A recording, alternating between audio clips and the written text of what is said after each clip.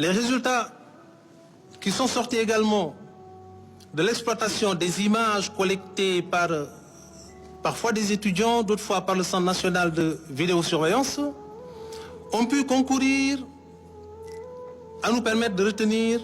une thèse irréfutable à ce stade de l'enquête.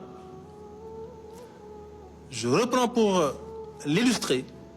le bout de phrase contenu dans le communiqué qui a été servi à la presse nationale et à l'opinion publique dernièrement, passage dans lequel on vous disait clairement que les éléments d'enquête disponibles ne permettent pas de corroborer l'hypothèse ou la rumeur selon laquelle des violences ont été exercées sur la personne d'Abdoulaye Ba. C'est du français. Le parquet de la République, près le tribunal de grande instance hors classe de Dakar, n'a jamais entendu remettre en cause les conclusions expertales d'hommes, de femmes, rompus à la tâche, ayant prêté serment, tout comme nous d'ailleurs, et qui quotidiennement nous accompagnent dans le processus de clarification des procédures que nous avons en charge et qui parfois sont obscurcis par les enjeux et par les intérêts en présence et que nous parvenons à clarifier, à régler sur la base des résultats des expertises qu'on leur envoie ou qu'on leur confie. Ce que le médecin légiste requis dit dans ses conclusions n'a absolument rien à voir avec la folle rumeur qui laisse entendre que Abdoulaye Ba a été battu à mort.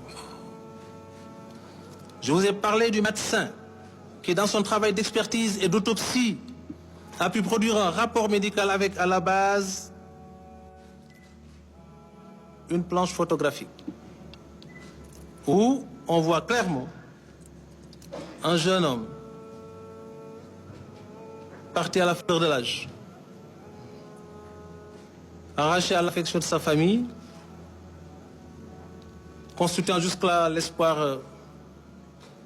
de la dite famille, mais aussi de toute une nation, qui prit malheureusement à un moment donné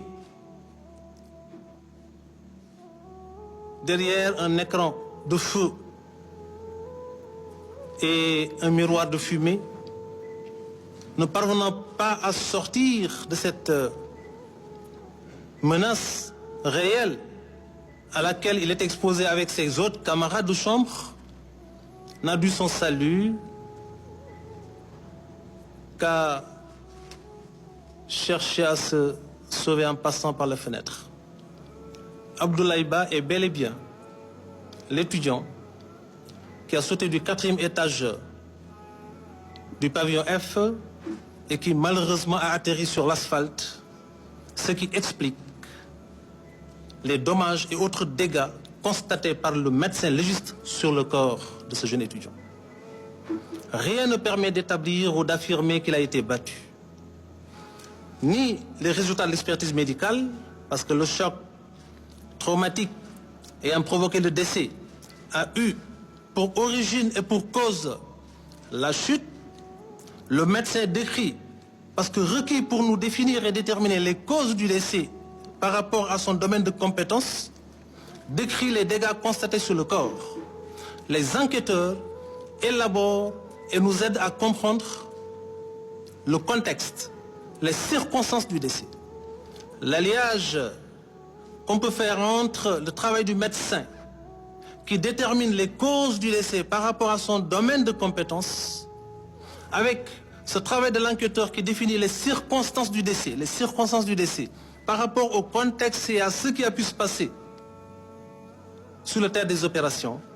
permet au procureur de la République, qui se trouve justement au début et à la fin de la procédure, de vous dire exactement que le médecin constate des dégâts sur n'avoir pas été battu, encore moins brutalisé par des hommes de tenue, des forces de défense et de sécurité, qu'ils n'ont même pas vu.